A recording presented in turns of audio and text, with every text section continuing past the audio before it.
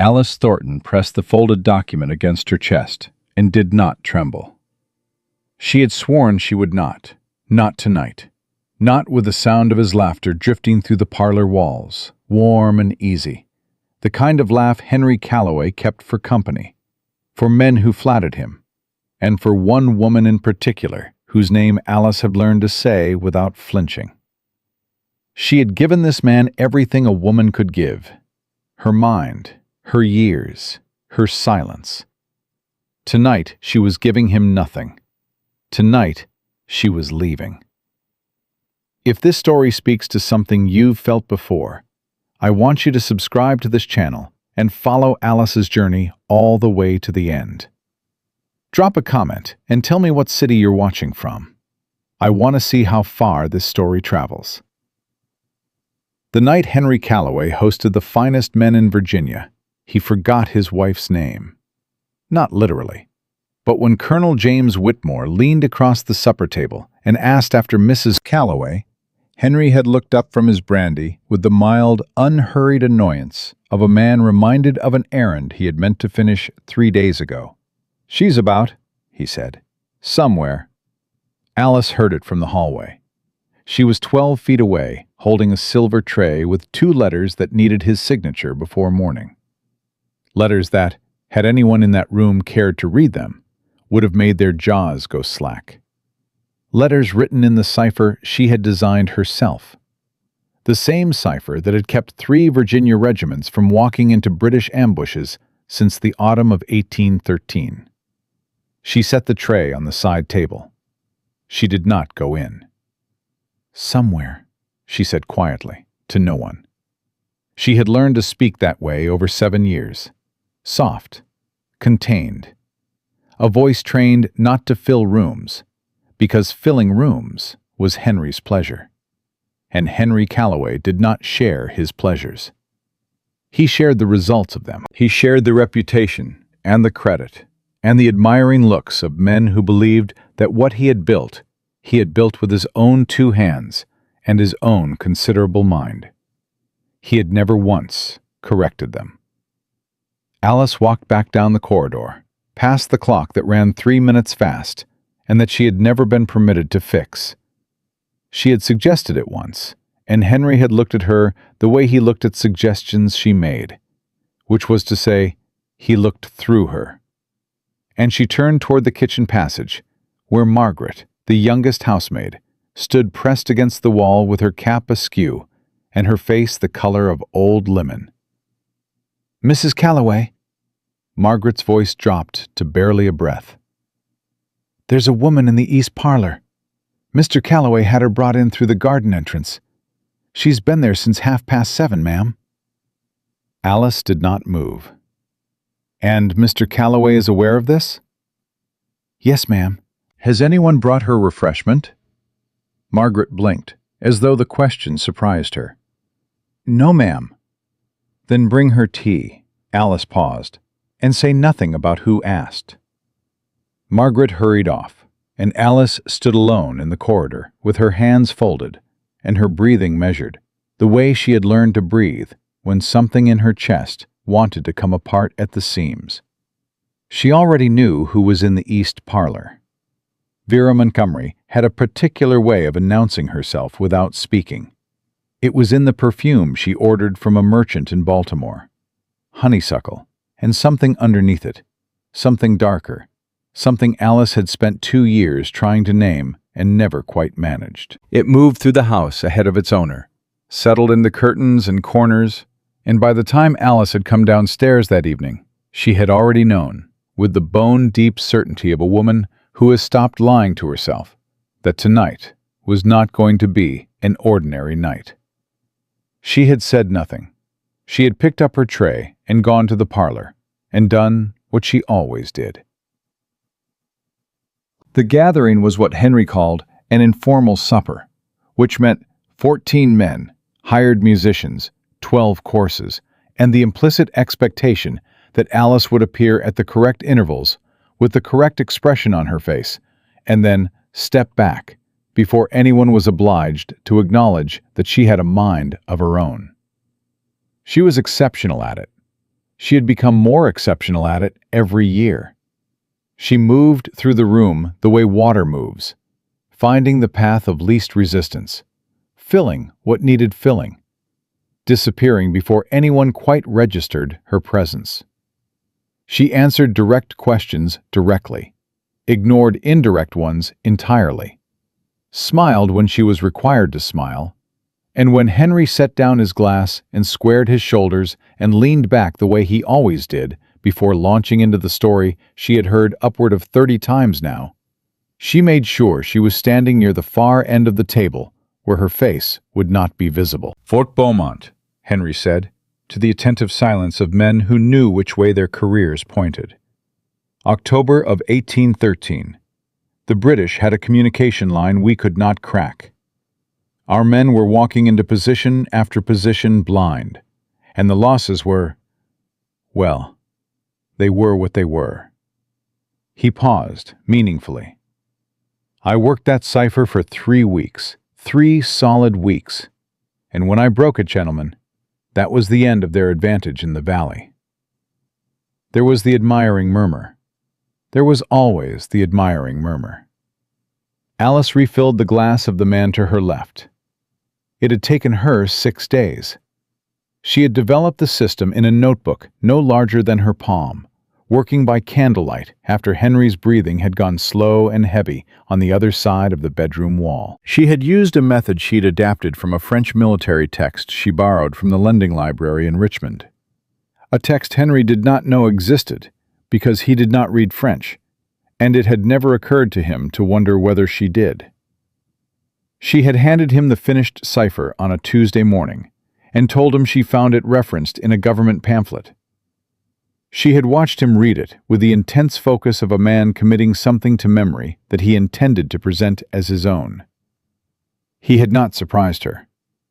What surprised her was Colonel Whitmore, who caught her eye across the table just as Henry finished his story and held it for exactly 1 second too long. The look of a man who has done the arithmetic and arrived at an answer he is not comfortable stating out loud. She looked away first. She always looked away first. It was during the dessert course that she heard it. She had gone to speak with the kitchen boy about the Madeira and was returning through the connecting passage when the door between the rooms stood 3 inches open, and Henry's voice came through the gap as it always did, without care, without caution, because he was a man who had never needed to worry about who was listening. She has these episodes, Henry said, nervous episodes.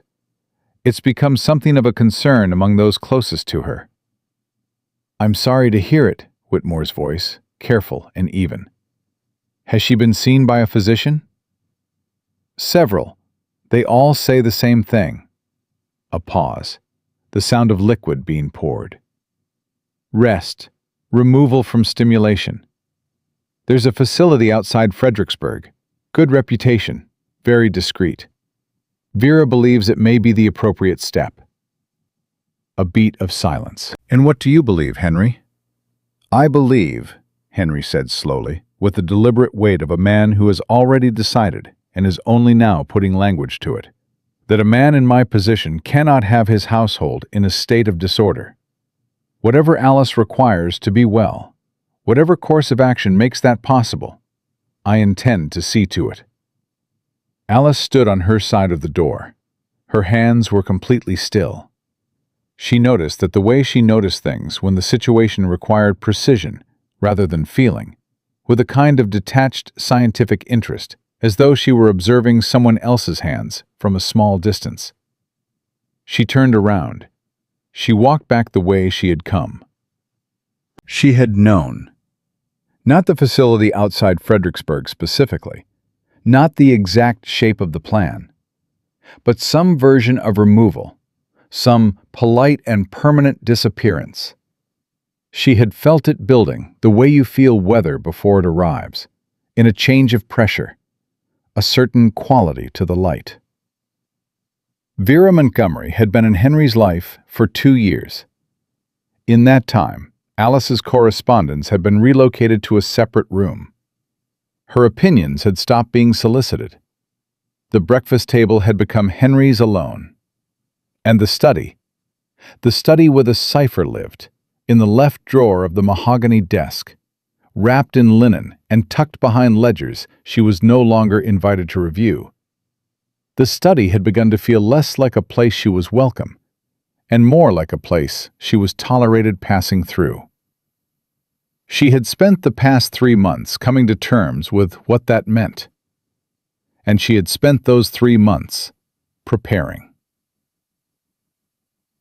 The dress was dark blue, sensible buttons, packed at the bottom of the cedar chest under her winter woolens. She had put it there in April, when leaving was still an idea she turned over in her mind, the way you turn a coin you aren't sure is genuine. The money was what she had managed to set aside over 18 months, small amounts, the kind that didn't register in ledgers, extracted carefully, the way a woman extracts anything from a household that does not belong to her. Which is to say, with patience and precision, and the knowledge that the margin for error is very small. It was enough to reach Ashburn, enough to begin. And then there was the cipher. She had thought about the cipher longer than she had thought about anything else. Henry believed it was his. He had believed it for so long and with such completeness that the belief had hardened into something that felt, to him, like fact. If she left, he would go on using it. Other men would go on crediting him with its design. The strategy that had saved lives, lives that never knew they owed her a debt, would continue to be attributed to a man who had never once understood the nature of what he held. She couldn't take the original. The original had to remain, or the wrong people would notice, and she needed time. She needed enough time between her departure and the moment of discovery that no one would think to look for her before she was far beyond looking. But she could replace it. The dummy cipher had taken her 4 days to construct. Plausible enough to withstand a careless inspection. Complex enough that Henry would sit with it, convinced he was reading something real. Right up until the moment he tried to employ it in the field, and found it produced nothing but noise. By then, she intended to be in a city with a different name. Mrs. Calloway. She turned. Thomas, the stable hand, stood in the side passage doorway, with his hat in both hands and his expression arranged into the careful neutrality of a man who had learned, working in this household, that neutrality was its own form of protection. "The arrangement is in place, ma'am," he said, "for tonight." "The carriage." "midnight, back lane. My cousin's driving. He don't ask questions." "How much does he know?" "Only that there's a passenger needs reaching the Richmond Road before sunup." Thomas paused. "He's a good man, ma'am. Known him all my life." "And you'll be where this evening?" "In the stables, ma'am, asleep. Heard nothing and saw nothing." The faintest shift crossed his face. Not quite a smile, but something adjacent to one. "Same as most nights, far as anyone can prove." Alice looked at him. Thomas had been at Calloway Manor for 11 years. He had saddled Henry's horses, cleaned Henry's boots, stood in the rain holding lanterns for late-night arrivals that were none of his business. And in 11 years, Henry Calloway had not once addressed him by name in the presence of a guest. "Thank you, Thomas," she said. Genuinely. He turned his hat in his hands once. "You take care of yourself out there, Mrs. Calloway. Hear me?" "I will." "I mean it." He held her eyes just long enough to make clear that he did. "You take real good care." Upstairs, she changed into the dark blue dress. She moved the way she had always moved in this house, carefully, without noise, occupying as little space as the dimensions of her body allowed. She opened the cedar chest. She lifted out the satchel she had packed over the course of a week, piece by piece, slow enough that nothing would be noticed missing all at once. Inside, the money. 2 letters of introduction she had drafted in a hand that resembled her own, but not precisely. A miniature portrait of her mother, small enough to fit inside a closed fist. 1 change of clothes, and at the bottom, wrapped in linen, the dummy cipher that 7 years of silence had bought her time to construct. She closed the satchel. She stood and looked at the room. The narrow bed, the single window, the writing desk, its surface worn smooth in the spot where her wrist had rested on 1,000 evenings of work that would never bear her name. She had expected grief. She had braced for it, that particular weight that arrives in your chest at the last moment and wraps around your ankles like something that does not want to let you go. What she felt was clear, quiet and steady and very clear, the way the air goes in the moment after a storm finally breaks. Henry's study sat at the end of the east corridor. She moved through the house without a candle, knowing it by feel, by memory, by 7 years of navigating its distances in the dark. She knew which floorboard in the upstairs hall gave slightly under her left foot. She knew which door needed its handle lifted before the latch would catch. She knew exactly how many steps from the top of the staircase to the study entrance, and she counted them without thinking, the way you count things that have become part of your body. She opened the study door. The summer heat pressed against her from the room's interior. She crossed to the desk. She opened the left drawer. The cipher was there, wrapped in its cloth, tucked behind the ledgers, a small folded thing no bigger than a letter, the thing that had altered the shape of more than one battle, without a single soul outside this house knowing the name of the person who created it. She picked it up, set it into the satchel. In its place, she laid the dummy. She smoothed the linen cloth. She pushed the drawer closed with one finger. She stood with her hand resting on the surface of the desk for one breath, a single, deliberate breath, the kind you take at the end of something long, before you allow yourself to fully believe that it is ending. Then she picked up the satchel, turned, and walked out of the study, pulling the door closed behind her with the soft, unhurried precision of a woman who had spent 7 years making sure her presence was never an inconvenience to anyone. She did not look toward the parlor as she passed it. She could hear Henry inside.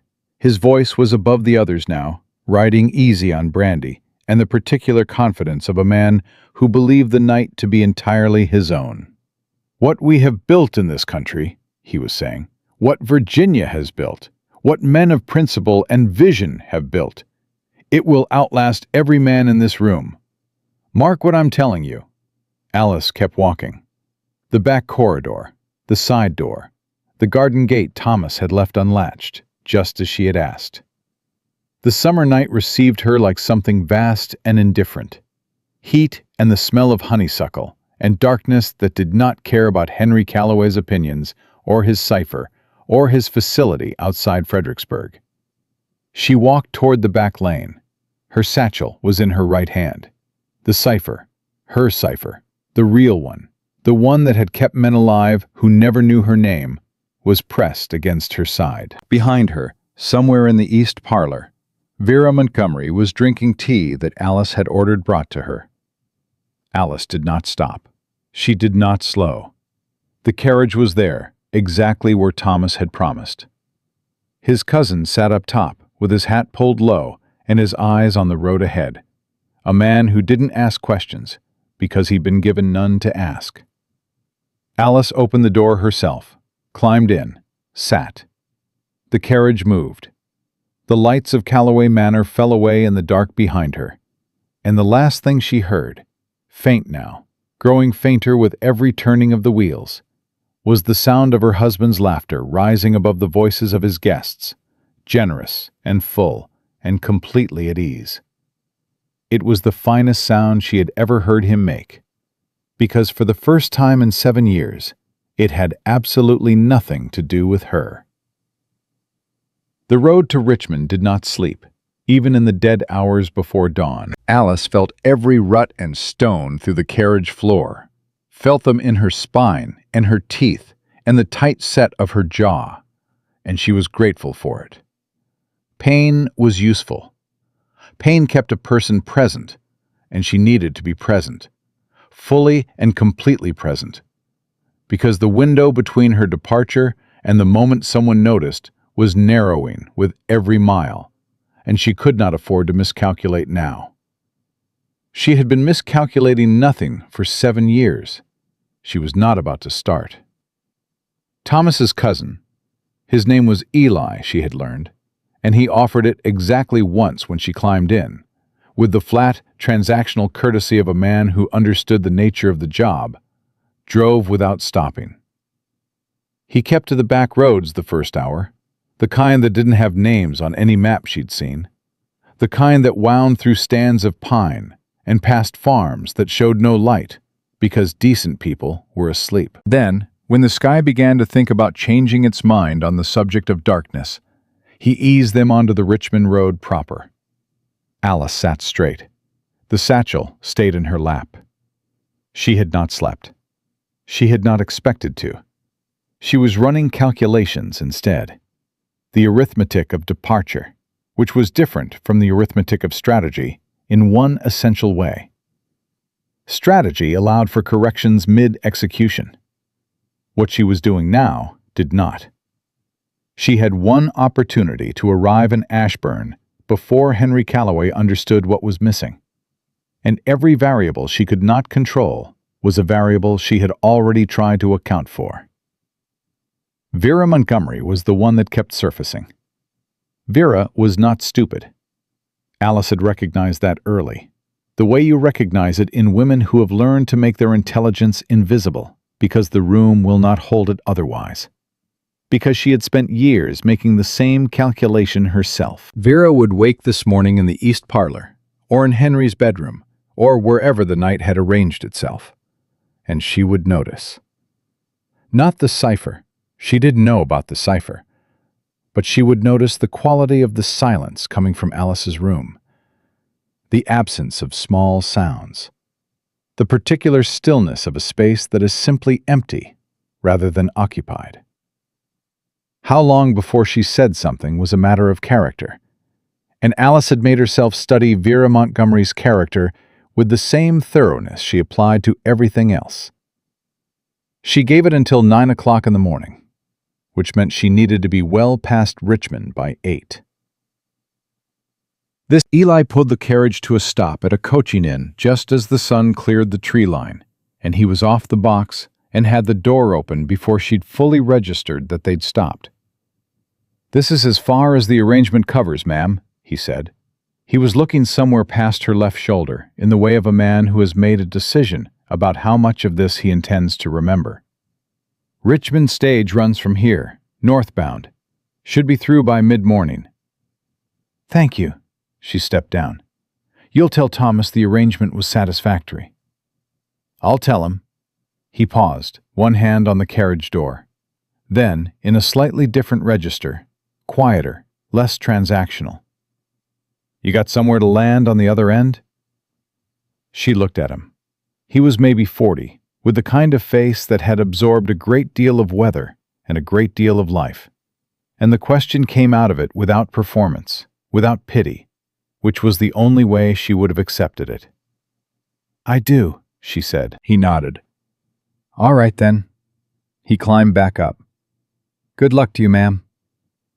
The carriage moved off down the road, and Alice turned toward the inn and did not watch it go.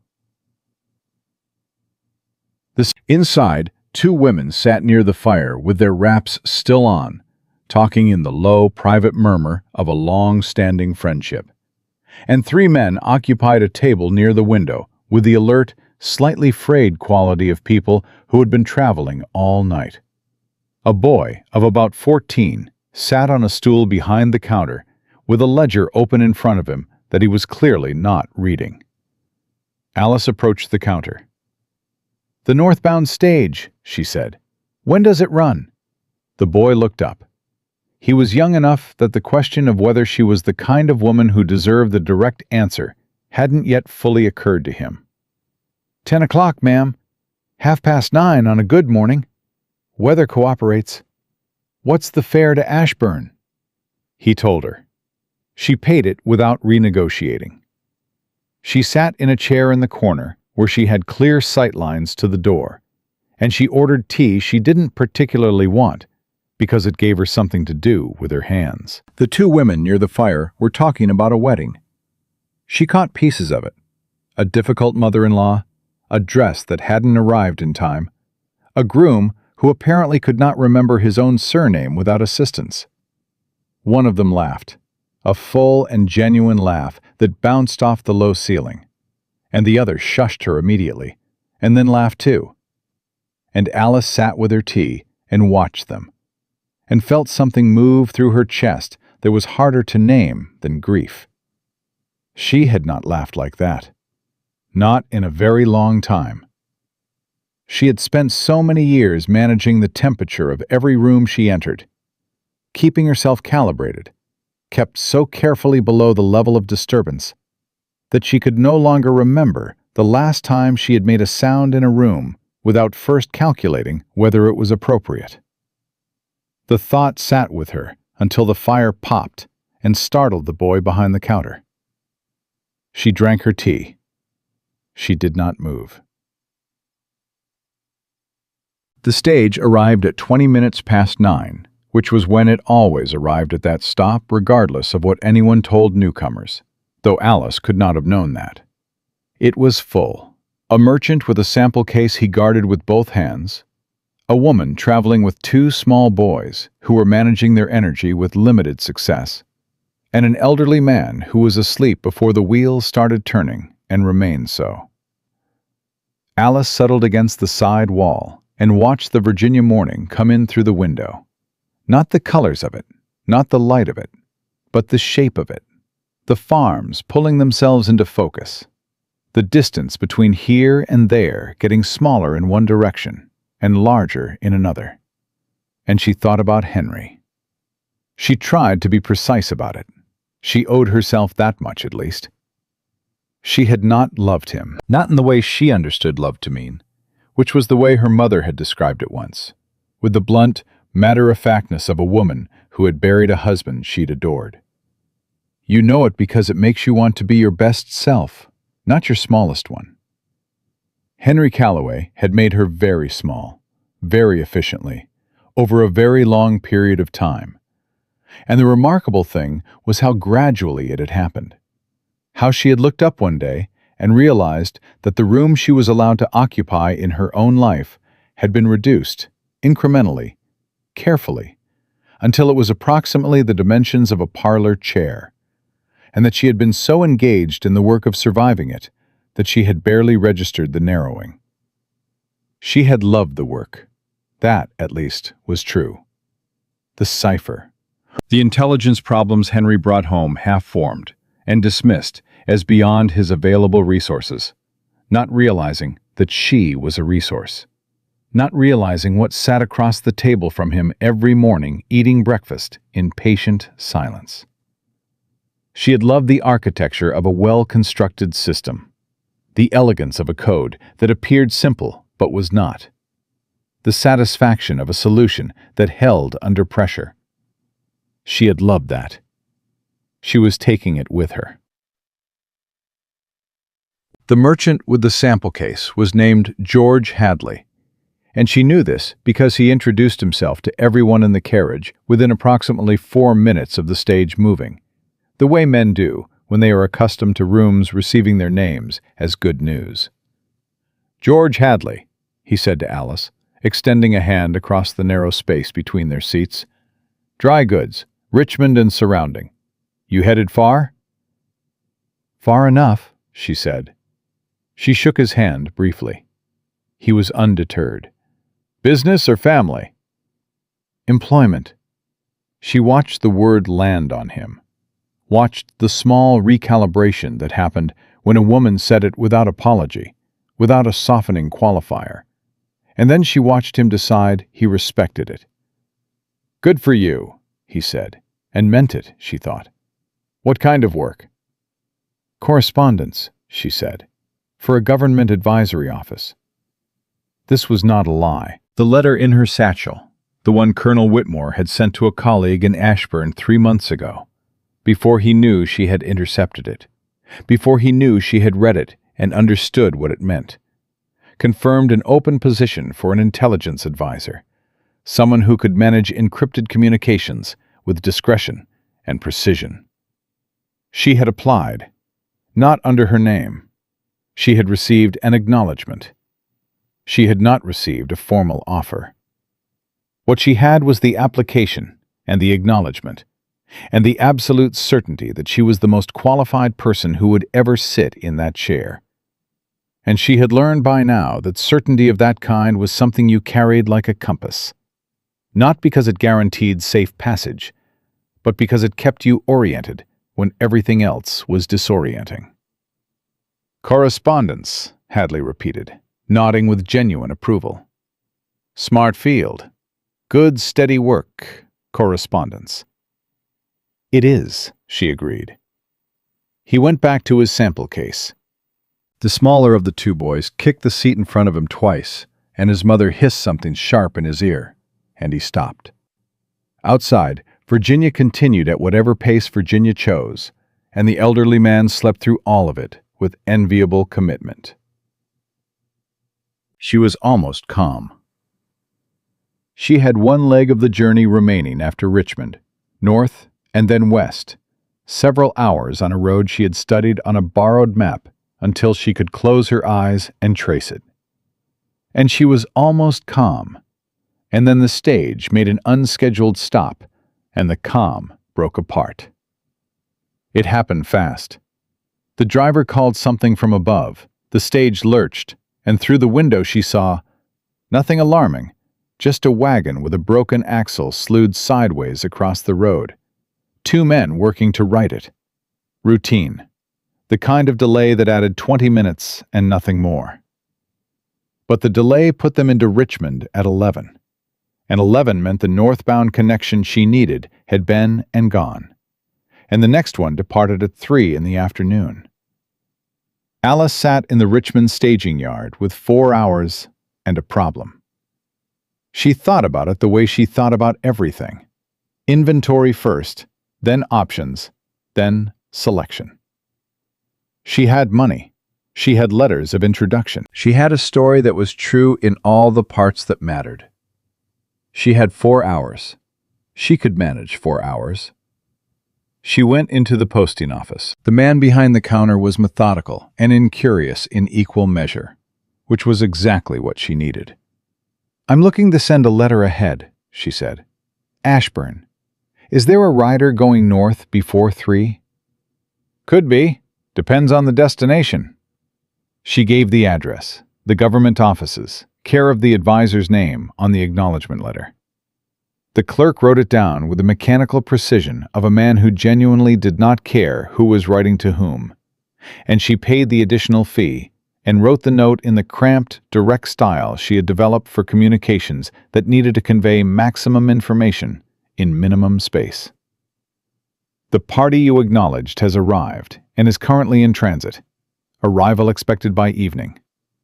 Please advise the office that the preliminary materials discussed in the attached correspondence are prepared for review upon request. Regards, A.T."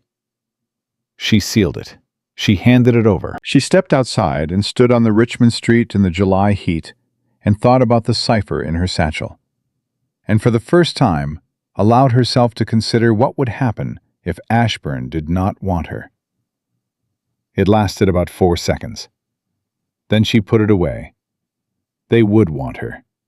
And if by some failure of collective intelligence they did not immediately recognize what she brought, she would make it legible to them in terms they could not misread. She had spent 7 years being invisible.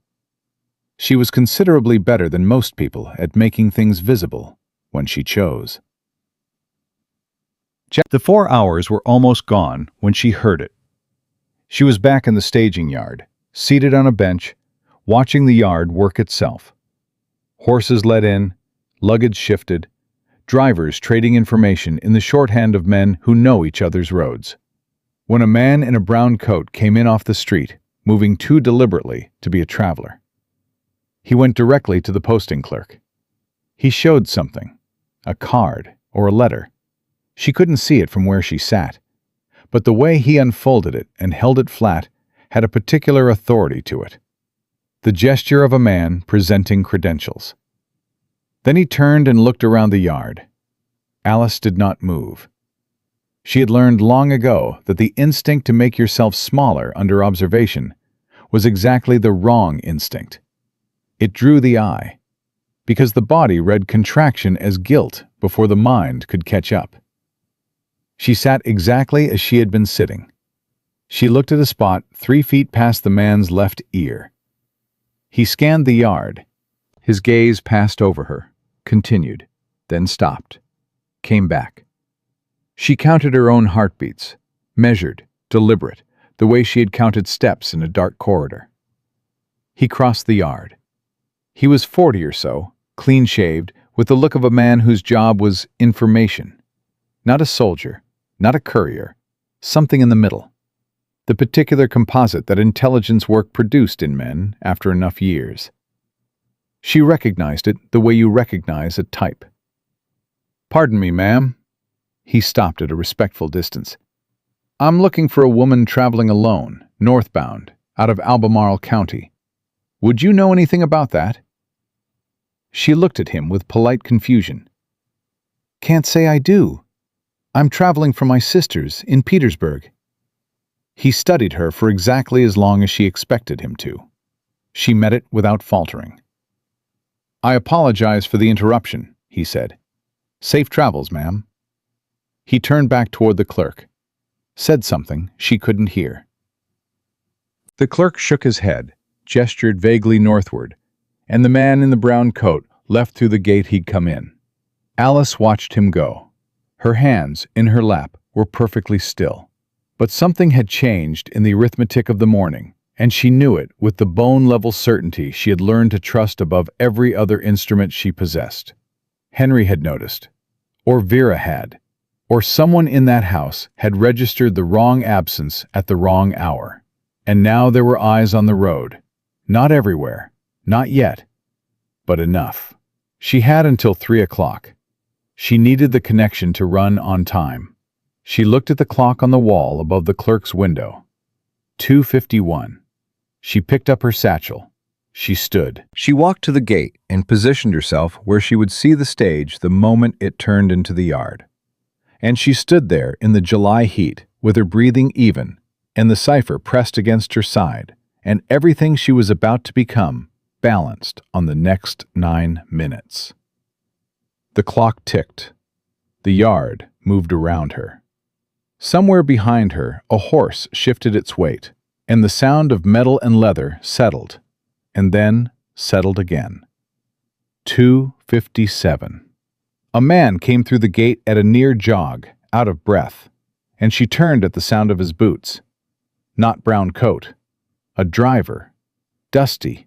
Hat on crooked. Expression of a man who has pushed a schedule past its limit. "Northbound stage," he said, to the yard in general. "She's running. 2 minutes out." Alice exhaled once, quietly, completely. The stage came through the gate at exactly 3 o'clock. She was the first one through the door. The stage cleared Richmond before the clock tower finished its count. Alice felt the city drop away behind her with a clarity that had nothing to do with relief. Because relief implied she had been afraid. And fear was not the word for what had moved through her in the staging yard. It was more specific than that. It was the particular state of a woman who has loaded every chamber and is now waiting to learn whether all her measurements were correct. They were. She had gotten out. But the man in the brown coat was real, and the fact of him changed something. Henry was not waiting to discover the cipher was gone. He was already moving, which meant she had less time in Ashburn than she had calculated. Less time to establish herself, to put down the roots of a presence that would require effort to uproot. She would need to walk into that office and be so clearly, so irrefutably the person they needed that the question of where she had come from and what she had left would not be the first question anyone thought to ask. She had done harder things. She opened her satchel. She removed the preliminary materials she'd drafted over 3 months. 2 pages of analysis in the compressed, precise style she'd developed working Henry's correspondence. A worked example of the cipher's capacity. And a brief, plain-stated case for why someone with her particular range of knowledge was of demonstrable value to offices that concern themselves with the movement of information. She read through them once, made 2 corrections in the margin with a small pen she kept in the inside pocket. The woman across from her, a widow in her 60s, with a face that had seen its share of hard conclusions, watched this without comment. Then she said, "You run from someone or towards something?" Alice looked up. "Both," she said. "I reckon most good decisions are." The woman held her gaze for a moment, then gave the small, slow nod of someone filing a thing away for later consideration. Outside, Virginia moved past at the pace of horses and long roads, and the distance between Alice Thornton and the life she had been living grew and grew and grew, until it was large enough that she could almost stop measuring it. Almost. She tucked the papers back into the satchel. She pressed her hand flat against the linen cloth that held the cipher. Her cipher. She closed the satchel. She sat back. She was not safe yet. She was not finished yet. But she was moving, and she was moving in the right direction. And the man in the brown coat was behind her, and Ashburn was ahead. That was enough for now. That was everything. Ashburn was smaller than she had imagined it. She had built it up in her mind over 3 months of planning, given it weight and solidity, made it into something that could hold the shape of a future. And the reality of it, arriving in the late afternoon heat with dust on her shoes and a satchel that felt heavier than it had at the start, was quieter than her imagination had made it. Not disappointing, just real. The kind of real that requires a person to stop calculating for a moment and simply stand in the thing they have been moving toward. She stood for approximately 30 seconds. Then she picked up her satchel and walked toward the address on the acknowledgement letter. The Government Advisory Office occupied the upper floor of a building on the main street. A modest designation for a street with 3 competing dry goods merchants, and a courthouse that looked like it had opinions about its own importance. She had memorized the address from the letter. She had memorized most things from most letters, which was a habit that Henry had found faintly unsettling on the rare occasion he noticed it, and had once described, at a supper she was not supposed to overhear, as an unusual quality in a woman. She took the stairs to the upper floor without hesitating. The door at the top was plain wood, with a brass plate that read, "Office of Civil Correspondence and Intelligence, Advising, Commonwealth of Virginia." She knocked twice, clean and deliberate. A pause. The sound of a chair moving. "Come." The man who looked up from the desk when she opened the door was perhaps 50, with the compact, organized look of someone who had spent decades fitting large amounts of information into small spaces. His name was Deputy Superintendent Harold Marsh, and she knew this from the acknowledgement letter. And she knew his handwriting. Tight, economical, slanted slightly right.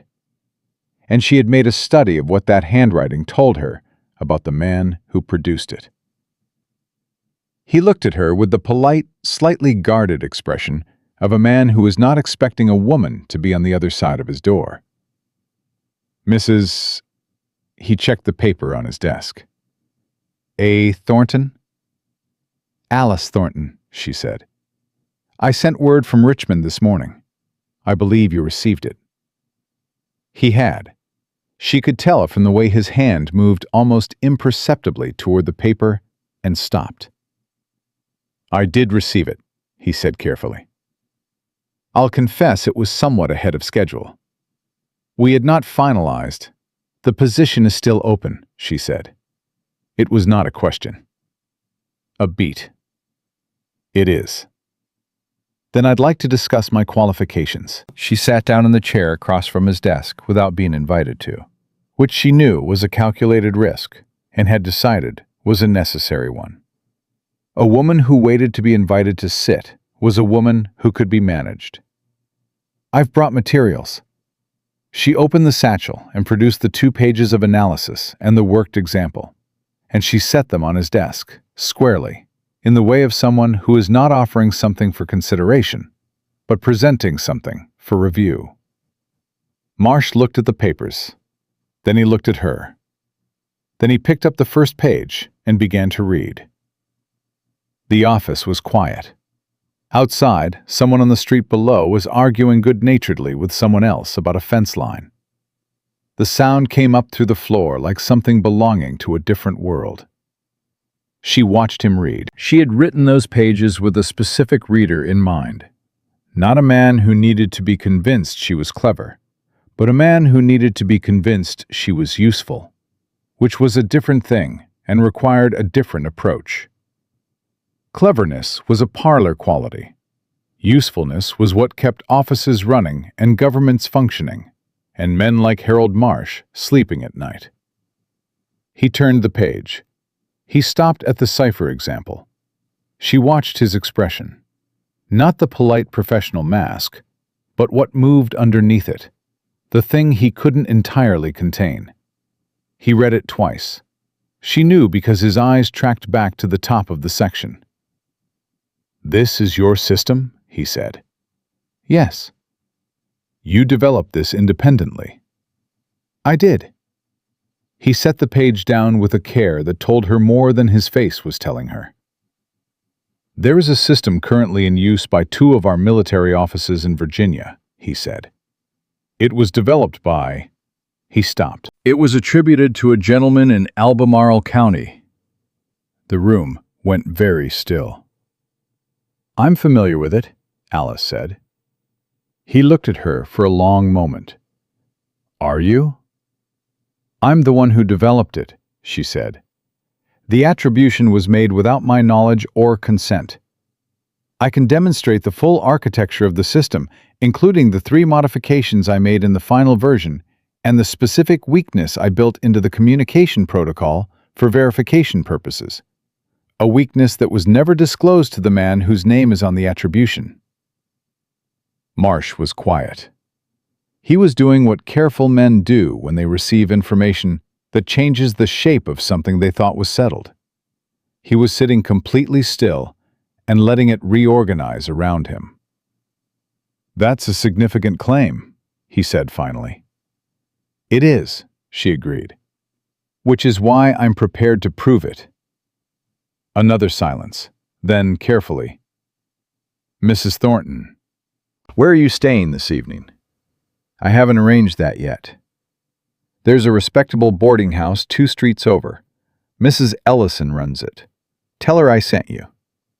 He picked up her 2 pages and aligned them with the particular deliberateness of a man who intends to return to them. "Come back tomorrow morning, 8 o'clock. We'll need to talk at length." She stood. She picked up her satchel. "I'll be here at 7:55, she said. Something shifted in his expression. Not a smile exactly, but the structural predecessor of one. 7:55 then, he said. She walked out of the office and down the stairs and into the street, and she stood for a moment in the late afternoon heat, with her heart beating at a pace she could feel in her throat, and she thought, this is what forward feels like. Mrs. Ellison's boarding house was run with the kind of cheerful efficiency that made it feel less like a transaction and more like being absorbed into a large, moderately functional family. The woman herself was perhaps 60, wide-shouldered, with hair the color of good pewter, and eyes that performed an extraordinarily rapid assessment the moment Alice appeared at her door. "Harold Marsh sent you?" she said. "He did." "Come in, then. Supper's at 6. House rule. No politics at the table. No exceptions. We had an incident in March, and I won't have another." She was already moving down the hall. "You traveling far?" "I've arrived," Alice said. Mrs. Ellison turned at that, looked at her once more. The satchel, the road dust, the particular quality of tiredness that comes not from exertion, but from sustained vigilance. And something in her expression settled into something warmer. "Well then," she said, "let me show you the room." She did not sleep for the first hour. She lay in the narrow bed in Mrs. Ellison's second-floor room and ran the conversation with Marsh back through her mind with surgical attention, dissecting each pause, each shift, each moment where his face had moved before he could entirely stop it. He believed her. Not completely yet. A man in his position did not give complete belief on the basis of a first meeting and 2 pages of analysis. But enough. Enough that he had sent her to Mrs. Ellison's instead of back to the street, which was the decision of a man who intends to continue a conversation rather than conclude one. She had one night to prepare for the morning. She opened the satchel. She removed the cipher, the real one, the original, the thing she had taken from the left drawer of Henry's desk, with her hand resting on the surface, for one steady breath before walking away. And she sat with it in her lap, and thought about what it meant to arrive at the moment where everything you have been holding finally has somewhere to go. She had been carrying it for so long, not just the cipher, the 7 years of work underneath it, the accumulated weight of a mind that had been used without acknowledgement, and a voice that had been trained into silence, so gradually she had almost forgotten the sound of it. She unfolded the cloth. She read the cipher by candlelight, though she did not need to. She knew every symbol, every substitution, every architectural decision she had made in that notebook, no larger than her palm, while Henry slept through the wall. She read it the way you read something you wrote when you were trying to survive. Slowly, with recognition, with a complicated tenderness for the person who produced it. Then she folded it back up. She was ready. She woke before 5. She dressed. She ate what Mrs. Ellison had left in the kitchen for early risers: bread, cold chicken, coffee that was strong enough to justify its own opinion. And she was at the advisory office door at 7:52, which she considered acceptable. Marsh was already there. He had the particular look of a man who had not gone home in the ordinary sense of the word. He let her in. He had 2 other people with him, a young man of about 25 who was introduced as his assistant, Thomas Reeve, and a second man, late 40s, who was not introduced at all, and whose presence in the room told her several things simultaneously, including the fact that Marsh had spent the evening reporting upward. She sat down. She put the cipher on the desk. Marsh looked at it. "Is that the original system?" she said, "with my notations in the margin. You'll find reference to the verification weakness I mentioned yesterday, page 4, lower left. It's written in my hand, dated 14 months ago." The unnamed man leaned forward before Marsh could speak. "Mrs. Thornton," he said. He had the voice of someone accustomed to rooms rearranging themselves around him when he used it. "I'm going to ask you something directly, and I'd appreciate the same in return." "All right." "The cipher that is currently attributed to Henry Calloway of Albemarle County is being used in active military correspondence. If your claim is accurate, if you are the actual architect of that system, there are implications that go well beyond your personal situation." "I know," she said. "Then you understand that we need more than your word." "I brought more than my word." She reached into the satchel and produced a second document, the notebook. The original one, no larger than her palm, with the French military text's notation style in the margins, and her own developing system layered over it in the careful, compressed hand she had always written in when she was working out something real. This is the development record. Every step, every correction. The date on the first entry is October 1812. The cipher in its current form was completed in April of 1813. 6 days, not 3 weeks. She paused. I can also tell you the specific flaw in the dummy system that is currently sitting in the left drawer of the desk at Callaway Manor, because I built the flaw in myself before I left. The unnamed man looked at Marsh.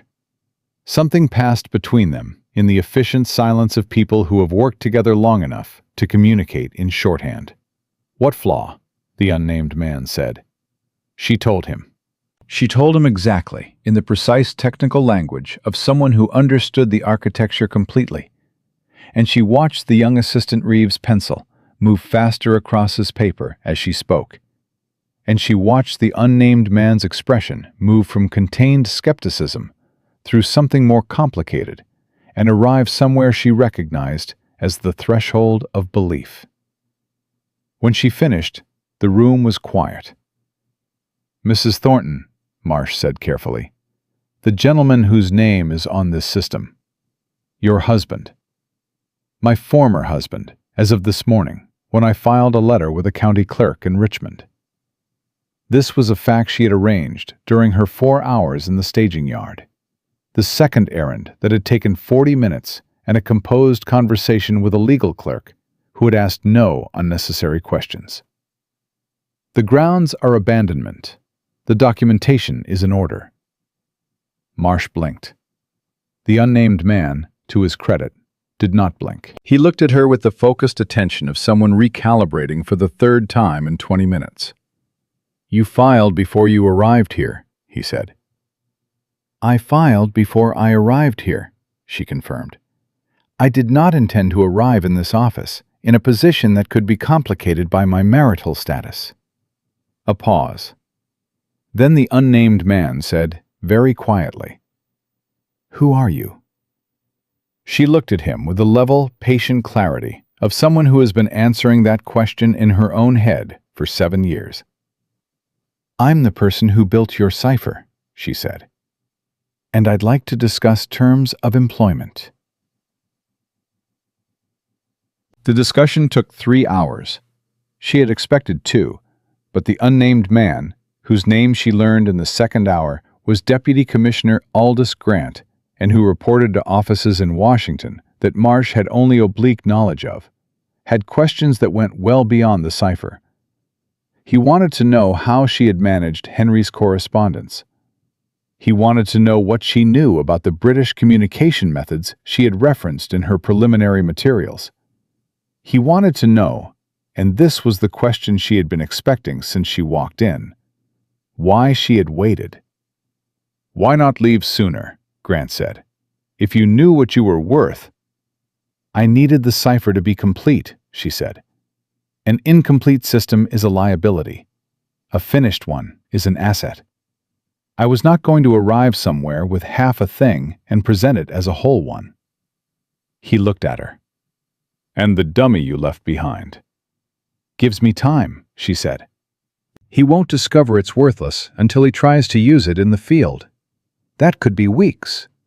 By then, this office will have already made whatever determination it intends to make, and I will either be employed or I'll have made other arrangements. You had other arrangements prepared, Marsh said. It was not quite a question. I had 3 possibilities in parallel, she said. This was the best one. Grant was quiet for a moment. Then he said, Mrs. Thornton, if what you're telling us is verified, and I intend to verify it thoroughly, Henry Callaway will face serious consequences. You understand that? I understand that. He may lose his commission, his standing. I understand that too. Does that trouble you? She thought about the East Parlor. She thought about the sound of Henry's laughter rising above the voices of his guests as the carriage wheels moved away from Callaway Manor in the dark. He built his standing on my work, she said. The consequences aren't mine. They're the natural result of the arithmetic. Grant looked at her for a long moment. Then he looked at Marsh. Then he did something she had not fully predicted. He picked up the cipher, the original, with both hands, and held it with the careful attention of a man holding something he has just understood the value of. "We'll need a week to verify," he said. "During that week, you'll stay at Mrs. Ellison's, at the office's expense. Reeve will bring you additional materials to review. We have 3 communication problems currently under analysis that have not been resolved. Consider it a practical demonstration." "That's acceptable," she said. "If verification holds, I'll present a formal offer within 10 days. She nodded. "And Mrs. Thornton." He set the cipher back on the desk, squarely, between them. "That system. It will be reattributed. Correctly." Something happened in her chest that she had not braced for, because she had been so busy preparing for every tactical eventuality that she had not fully prepared for the possibility of being seen. It moved through her like a wave through a structure that has been braced against pressure for so long it has forgotten what rest feels like. She kept her face even. She kept her voice level. "Thank you," she said. Reeve walked her to the door when the meeting concluded, young enough that he was still transparent in his reactions. And his reaction currently was the wide-eyed, slightly off-balance look of someone who has just watched something happen that he did not have a category for. "Ma'am," he said at the top of the stairs. He seemed to be working up to something. "Mr. Reeve?" "That's cipher. The development notebook." He stopped, tried again. "I study this. Communication systems, encryption methods. I've read everything available in this office on the subject." He paused. "I hadn't seen anything like that approach. The layering in the 3rd stage. I've never seen that before." She looked at him. He was earnest and genuinely bewildered, and there was something in his bewilderment that was different from disbelief. It was the bewilderment of someone who has encountered quality and is trying to account for why it surprised them. "Because I invented it," she said, not unkindly. He nodded slowly. "Yes, ma'am." Another pause. "Will you, when you're here, would you be willing to explain the methodology?" "That will be part of my work," she said, "if the offer is made and I accept it." "Right." He straightened slightly. "I hope you do, ma'am. Accept it." He said it with the directness of someone who had not yet learned to edit his own sincerity. For what it's worth. She looked at him for a moment. 25 years old, she thought. 25, and already fluent in the architecture of encrypted systems, and not one instinct in him that told him a woman shouldn't be. "It's worth something," she said. "Thank you." She went down the stairs and into the street. The July heat came at her immediately, full and unrelenting, and she walked back toward Mrs. Ellison's with her satchel at her side and her steps steady. And she thought about the word Grant had used, reattributed. 7 years of work. 7 years of silence, of measured breathing, of rooms made small, of laughter calibrated down until it fit inside the space she was permitted to occupy. 7 years of answers given in other people's names, and now a man in Washington who reported to offices she had not yet mapped was going to spend a week determining that she was exactly who she said she was. She already knew what he would find. She had always known. The question had never been whether the truth could be verified. The question had been whether she would ever be in a room where someone was willing to look for it. She was in that room now, and she was not leaving. The week Grant had allotted for verification did not feel like a week. It felt like a held breath. Alice worked through it the way she worked through everything, methodically, without visible agitation, putting one foot in front of the other and trusting that the ground would be there. Reeve brought her 3 communication problems on the second morning, as Grant had promised. She had the first one resolved before lunch. The second took her until evening, not because it was especially difficult, but because she wanted to understand the full architecture of the system that had produced it before she disassembled it. The way a careful person learns a room before they rearrange the furniture. The third one she held overnight. She came back the next morning and handed Reeve 4 pages of analysis, a corrected cipher key, and a 1-paragraph note at the bottom explaining the structural weakness that had produced the communication failure in the first place, and how to prevent it recurring. Reeve read it at the hallway table while she was still standing there. She watched his expression move from focused to arrested. "Mrs. Thornton," he said, without looking up. "This is... The third problem has been sitting in this office for 11 weeks. "I know," she said. "I read the date on the original document." He looked up. 11 weeks, he repeated, as though the number needed a second airing to be fully believed.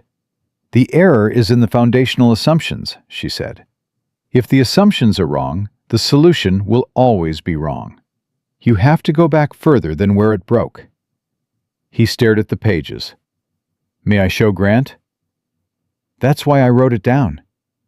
She went to the small room Marsh had given her to work in, and she sat at the table and she opened the next set of materials Reeve had left for her the previous afternoon. And she did not let herself think about what was happening 4 hours south in Albemarle County, because thinking about it served no purpose, and she had learned long ago that purpose was the only reliable antidote to fear. She was mostly successful. On the 4th day, a letter arrived. It came through the regular post, addressed to the advisory office in Marsh's name, and Marsh brought it to her himself, which told her, before he opened his mouth, that it was not ordinary correspondence. He set it on the table in front of her without sitting down. "It came from a Colonel Whitmore," he said. "James Whitmore, out of Albemarle County." She did not move. "What does it say?" Marsh looked at the letter in his hand, as though it had surprised him several times already. "He writes to advise this office that a woman traveling under the name Alice Thornton, formerly Alice Calloway, wife of Duke Henry Calloway, has left her husband's household under circumstances that require investigation. He requests that any office receiving this communication exercise caution in its dealings with this individual, as she may be in possession of sensitive materials belonging to her husband." Marsh paused. He describes the materials as military intelligence documents of significant strategic value. Alice sat very still. "He also," Marsh continued, more carefully, "includes a commendation of sorts. For you. It reads, 'The individual in question is a woman of exceptional intellectual capacity. I note this not in support of her husband's claim, but in the interest of full disclosure. I have long suspected that Mrs. Calloway's contributions to her husband's reported achievements were considerably more substantial than those achievements' attribution suggests. I report what I am required to report. I leave the interpretation to the recipient's judgment.'" The room was quiet. "Whitmore knew," she said. "It appears so." She thought about the supper table, the way he had caught her eye across the room, and held it for exactly 1 second too long. The look of a man who has done the arithmetic and arrived at an answer he cannot comfortably state aloud. He had done the arithmetic, and now, at personal risk to himself, in a letter he was legally required to send, he had left a door open. "He's giving you a choice," she said. "He's giving this office a choice," Marsh corrected. "The letter fulfills his legal obligation to Calloway. What we do with the interpretation is ours." He set it down. "Grant has already read it. And he said to tell you that verification is going well." Alice exhaled once, quietly. "All right." Marsh picked the letter back up. He folded it with the careful deliberateness of a man who has decided how a thing is going to be filed. "There's something else," he said. She looked at him. "Calloway is coming," he said.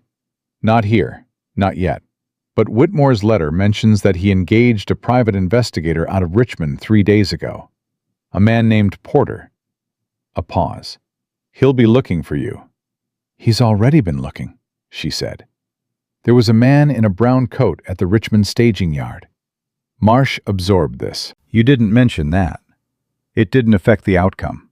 He looked at her with the expression of a man who was still, after 4 days, adjusting to the specific nature of who he was dealing with. "Mrs. Thornton," he said, "if Porter traces you to Ashburn, he'll find a woman employed by the Commonwealth of Virginia in a government advisory capacity," she said. "Or he'll find a woman not employed, in which case he'll find someone considerably easier to remove. I know which outcome I prefer." Marsh was quiet for a moment. 10 days was what Grant said. "I know what Grant said." "He can move faster," Marsh said. "If the circumstances warrant." She looked at him steadily. "I would appreciate that." Grant came to the office the following morning with 2 men she had not seen before. Younger, both of them, with a look of people who moved between offices and did not stay in any of them long enough to accumulate furniture. He introduced them as associates and said nothing further about their purpose, which told her enough. They spent 4 hours with her. They were thorough. She had expected thorough. Grant did not strike her as a man who trusted conclusions that arrived easily. But the depth of it surprised her, which was itself information. They went through the development notebook page by page. They asked her to reproduce sections of the cipher from memory, to explain decisions she had made at specific stages, to account for the French military text's influence, and demonstrate how she had adapted its methodology. They asked her twice about things she had already answered, which was either an attempt to catch inconsistency or a sign that the answer had been significant enough to warrant a second look. She suspected both. At the end of the 4 hours, the 2 associates exchanged a look of the kind that carries a complete conversation in approximately 1 second. Then the taller one said, quietly to Grant, "It's hers." Grant nodded, as though this confirmed rather than revealed. He turned to Alice. "Mrs. Thornton, I owe you an apology for the length of this process." "You owe me nothing," she said. "You were thorough. That's appropriate." Still. He picked up the development notebook and set it aside from the other documents on the desk. Separate, distinct, with the deliberate placement of someone designating a category. "There is a second matter we need to discuss." She waited. "Henry Calloway," he said, "made a formal presentation to the War Department in Washington in November of 1813. The cipher, the system that is yours, was presented as his original design. He was commended. There were financial considerations attached to that commendation." Grant's voice was even and precise, in the way of someone reading from a document he is choosing not to produce. "The War Department is going to need to be informed." "Yes," she said. "The process will be significant. His commission, his standing, the commendation, and the considerations attached to it." "I understand." "There may be legal proceedings." "Yes." "Your role in those proceedings, as the originating party, will likely require testimony." She had thought about this. She had thought about it on the carriage north, and on the stage to Richmond, and in the quiet of Mrs. Ellison's second-floor room when she was supposed to be sleeping. She had thought about standing in a room and saying in front of men who had shaken Henry Calloway's hand and poured his brandy and leaned toward his stories at supper tables across Virginia, that she was the one who built the thing they had credited him with. She had thought about it, and she had not flinched. "Tell me where to be and when," she said. "I'll be there."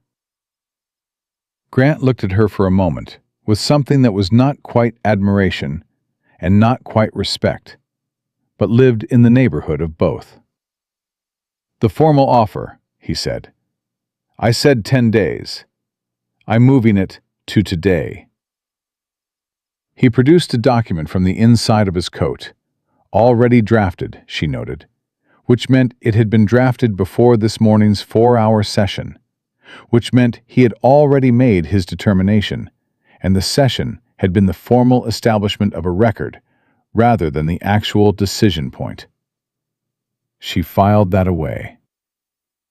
She read the document. She read it carefully, the way she read everything, without rushing and without performing the reading for anyone else's benefit. The terms were clear. The position was real. The salary was less than she was worth and more than she had expected to be offered. She looked up. "The salary," she said. "We can discuss—" "I'm not asking for more," she said. "I'm noting that I expect it to reflect, within the year, what the position actually requires. Based on the 3 problems Reeve brought me, I have a reasonable basis for estimating that value." Grant almost smiled. "Within the year," he said. "Within the year," she confirmed. She signed. She was walking back to Mrs. Ellison's, the offer folded in the satchel in her hand. The July heat sitting on the town of Ashburn with the comfortable permanence of something that intended to stay. When she heard her name, not her name, her old name, "Mrs. Calloway?" She stopped. She turned. The man standing 10 feet away was not the man in the brown coat from the Richmond staging yard. He was older, with the patient, assembled look of someone who had been doing this long enough to have learned that urgency was a tool best used sparingly. She had never seen him before. She knew immediately who he was. "Mr. Porter," she said. He did not seem surprised that she had named him. "Ma'am," he said. He held his hat in his hands with a courtesy that she recognized as professional rather than genuine. The courtesy of a man who found the social mechanics of his work slightly beside the point, but maintained them because they kept situations from escalating ahead of schedule. "I've been retained by your husband." "My former husband," she said. "The filing was made in Richmond 5 days ago." He paused. "I wasn't informed of that." "He may not know yet," she said. "It takes time for documentation to travel." Porter studied her with the unhurried attention of a man doing a calculation. She let him. She had nothing to conceal and no reason to hurry him toward any conclusion, because the conclusion he was arriving at was accurate. "He'd like you to come home," Porter said. Not, "he requires it," not, "he demands it." The word choice was deliberate, she thought. The language of a man who had been told to retrieve something and was already forming his own views about the likelihood of success. "I don't have a home in Albemarle County," she said. "I have a position of employment in Ashburn, offered today by the Commonwealth of Virginia. I have a room at Mrs. Ellison's boarding house 2 streets over. I have in this satchel a signed contract that establishes my place in this community in a legal and professional capacity." She looked at him steadily. "What your employer has is a marriage that no longer exists, and the cipher that doesn't work." Porter went very still. "The dummy," she said. "He's tried to use it." She had not known this. She was inferring it from Porter's stillness, from the way a particular piece of information arrived in his face and rearranged something behind his eyes. He had been sent here for reasons that had updated since the original instructions. "When?" she said. Porter looked at her for a long moment. Then he made a decision. She could see it, the specific quality of a man choosing to share something, because the alternative serves no purpose he can identify. "4 days ago," he said. "There was a communication from the Northern Field Office. He attempted to use the cipher to decode an intercepted British dispatch. The result—" He stopped. "Was meaningless," she said. "Was meaningless," he confirmed. He said it with the flatness of someone reporting a fact, rather than a judgment. but the fact itself carried its own weight. 4 days ago. She had been sitting in the small room Marsh had given her, working through the second of Reeves' 3 problems, while 70 miles south, the thing she had spent 6 days building and 7 years quietly tending had finally, definitively, refused to perform for the man who had claimed it. She felt something move through her that was too complicated to be satisfaction, and too complete to be grief. "Mr. Porter," she said, "I'll ask you something directly." "All right." "What did you find when you looked into why he hired you?" Porter was quiet for a moment. He was a careful man. She could see that the profession had made him careful in ways that went beyond professional caution, had made him careful in the way of someone who has spent years learning that the surface of a situation is almost never the whole story. "I found," he said slowly, "that the man who retained me has a problem considerably larger than a missing wife." "Yes," she said. "The War Department," he said. It was not quite a question. "They'll be informed," she said, "if they haven't been already." Porter looked at his hat. He turned it once in his hands. Then he looked back up. "Mrs. Thornton," he said. He used the new name without prompting, without being told, and the fact that he used it told her he had done his work thoroughly before he came to find her. "I'm going to go back to Albemarle County and tell your former husband that you are not coming home." "He won't believe it." "He'll believe it when I give him my assessment of the legal situation he's walking into." Porter paused.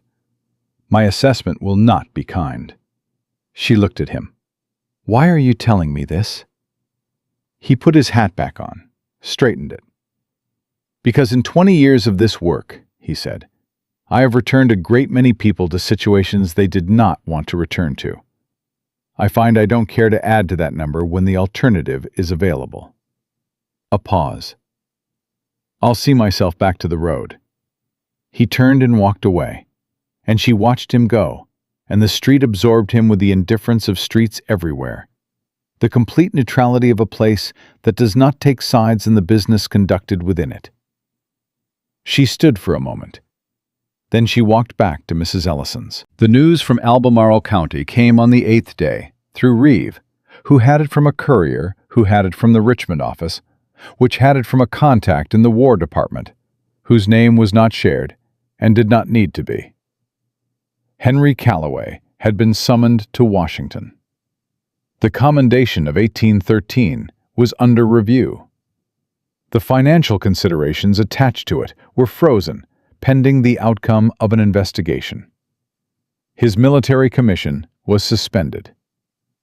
He was not under arrest, not yet, not formally, but the specific quality of the suspension and the specific language of the summons were, according to the unnamed contact, such that men who had read similar language before had found it advisable to begin putting their affairs in order. Reeve delivered this information with the careful neutrality of someone who was not entirely sure how it would land. She received it the same way she received most information, quietly, completely, without performing a reaction for the benefit of the room. "Thank you, Mr. Reeve," she said. He nodded, started to leave, stopped. "Mrs. Thornton," he turned back. "There's something else, from the same courier." He was holding a second letter, smaller, sealed with plain wax. It was addressed to this office, care of your name. She took it. The handwriting on the outside was Whitmore's.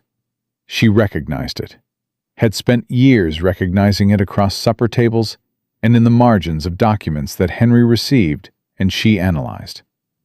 She broke the seal. "Mrs. Thornton, I trust this finds you where you intended to be. I will not pretend I was unaware of what you were doing over these years, or that I am unaware of what it cost. Men of conscience have long debts to settle. Consider this a first payment. I have provided a full account to the War Department. The account is accurate. You were owed the credit. You are receiving it. I am glad of it. J. Whitmore.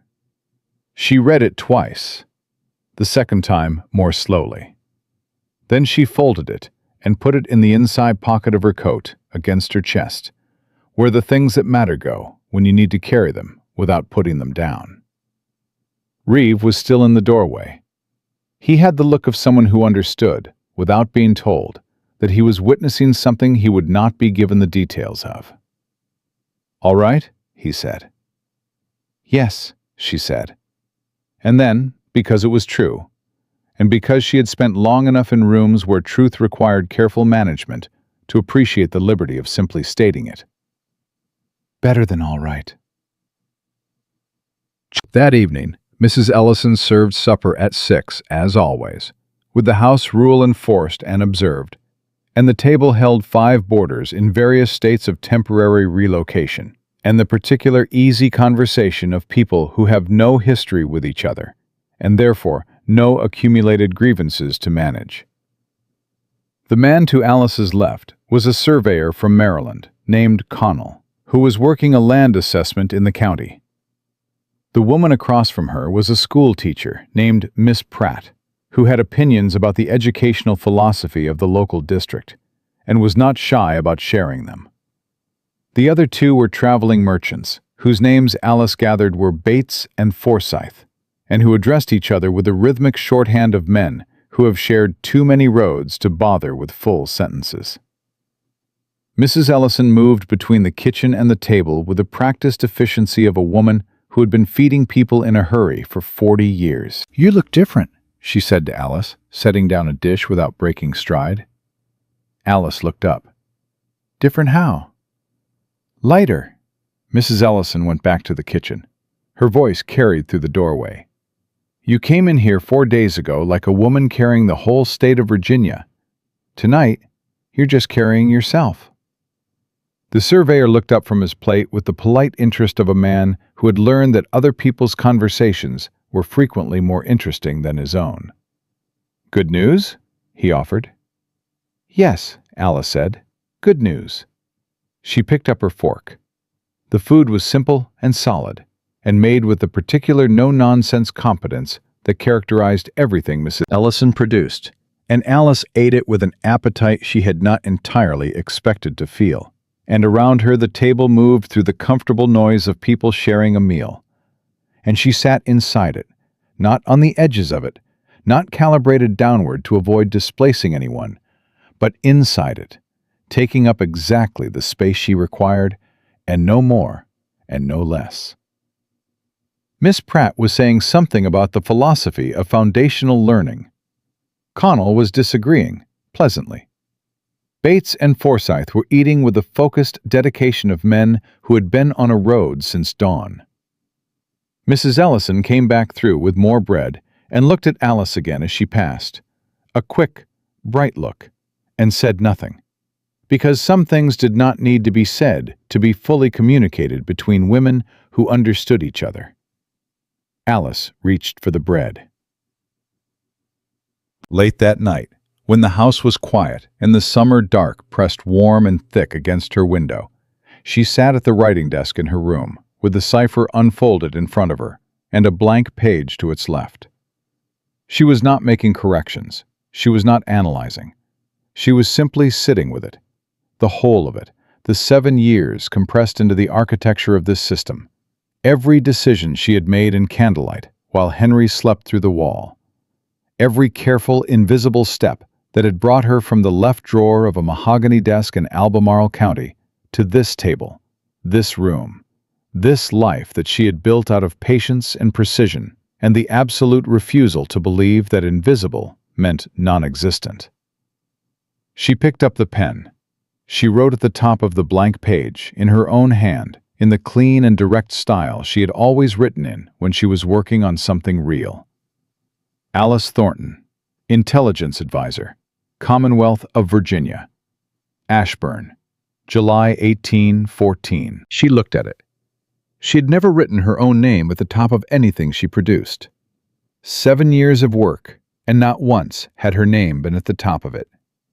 She set the pen down. She sat back. Outside, A nightbird went through its call, once, twice, and then was quiet. Henry Calloway was sitting somewhere in Albemarle County tonight, with a summons to Washington in his hand and a cipher in his left drawer that produced nothing but noise, and the entire architecture of the life he had built on her work was coming apart at the joints, the way anything comes apart when you remove the thing that was actually holding it together. She had not done that to him.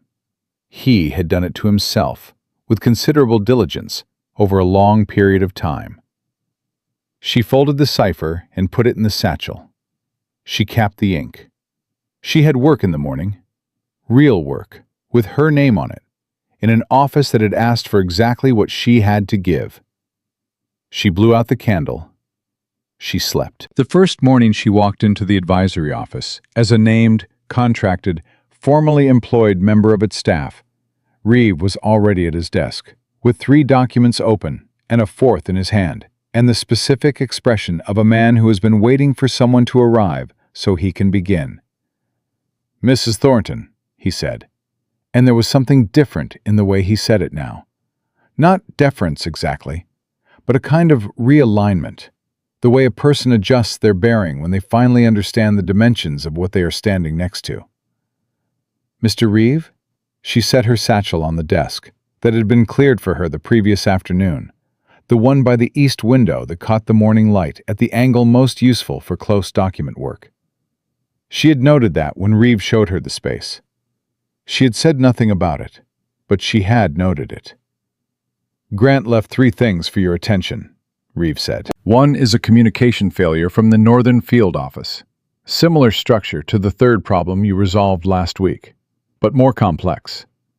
One is a request from Washington for a written assessment of our current cipher protocol. And one," he paused in the way of someone organizing his delivery.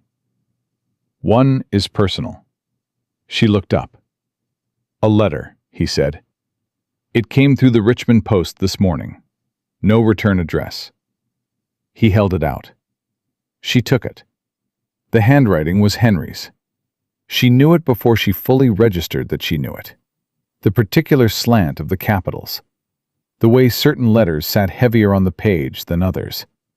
The ink pressure of a man who had spent his life expecting paper to accommodate him. She set it on the desk. She did not open it immediately. "I'll start with the field office communication," she said. Reeve blinked. Yes, of course." He handed her the first document. She worked for 2 hours without opening the letter. It sat at the edge of her desk in her peripheral vision, neither threatening nor urgent, simply present. A thing she would deal with when she had finished doing her actual work. Because that was the order of priority now, and she intended to keep it. At the end of the 2 hours, she had the field office problem resolved, a draft outline of the Washington assessment started, and a list of 4 questions for Reeve about the current protocol's history that she needed answered before she could finish the second piece. Then she opened the letter. It was short. She had expected long. Henry Calloway had never in her memory produced a short piece of writing when a long one was available, and the brevity of it landed harder than length would have. "Alice, I am told you have filed for dissolution of our marriage. I am told you are employed by the Commonwealth.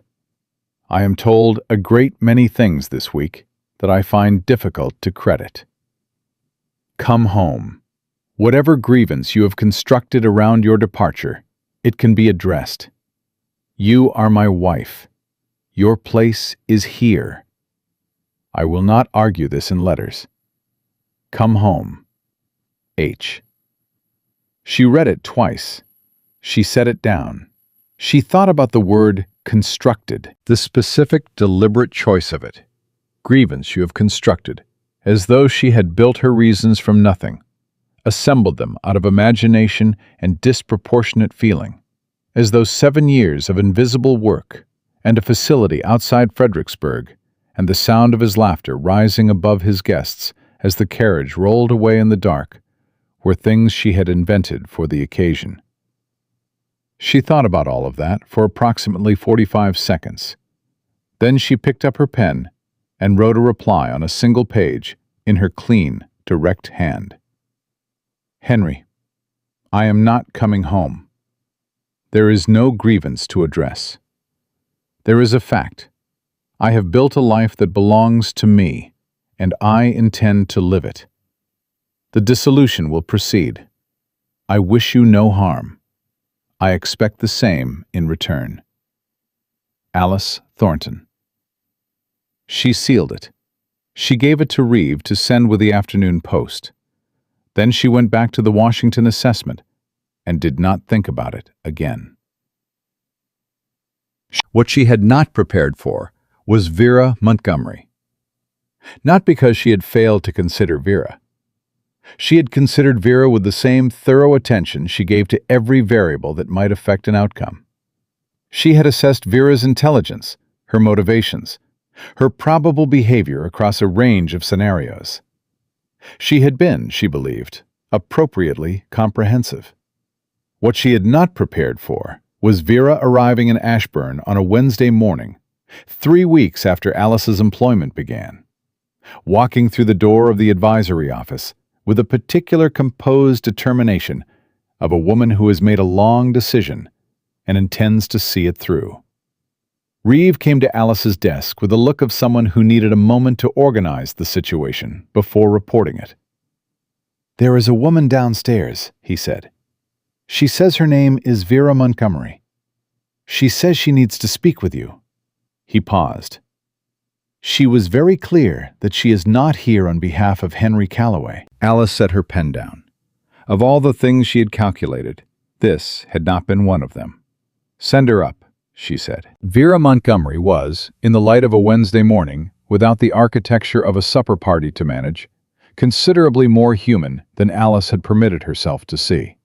She was 34, maybe 35, with the kind of beauty that had always worked for her in rooms where beauty was the primary currency, and had therefore never quite been required to develop other currencies. Which was not her fault, and was also, Alice had always understood, not the whole story. She had stood in Henry's East Parlor for 2 years, drinking tea that Alice had ordered brought to her. And she had done this not because she was stupid, but because the arrangement served her in ways that Alice had understood, even while she resented them. She sat in the chair across from Alice's desk, and she folded her hands, and she said, without preamble, "I came to tell you that I had no knowledge of the facility." Alice looked at her. "Fredericksburg," Vera said. "The facility he mentioned to Whitmore. I did not know about it. I want you to understand that." She held Alice's gaze with the focused directness of a woman who has decided that the time for performed softness is behind her. I knew the marriage was not. I understood my position in it. I did not know he intended to have you committed." The room was quiet. "When did you find out?" Alice said. "The morning after you left. He came to me and told me what had happened, and he said—" She stopped, breathed. "He said it was unfortunate timing. That was the phrase he used. Unfortunate timing." She said it with the flat, stripped quality of a woman repeating a thing that still costs her something to repeat. As though the only problem was that he hadn't managed the schedule correctly. Alice sat back in her chair. She was doing the thing she always did with new information, absorbing it, turning it, finding its place in the existing architecture without rushing the process. "Why are you telling me this?" she said. "Because I owe you an accounting," Vera said. "I'm not asking for forgiveness. I'm not asking for anything. I came because I owe you the truth of what I knew and what I didn't know, and I intend to pay that debt, regardless of what you do with it." Alice studied her. Vera Montgomery, she decided, was telling the truth. Not all of it. There were layers in this woman that a single conversation would not excavate.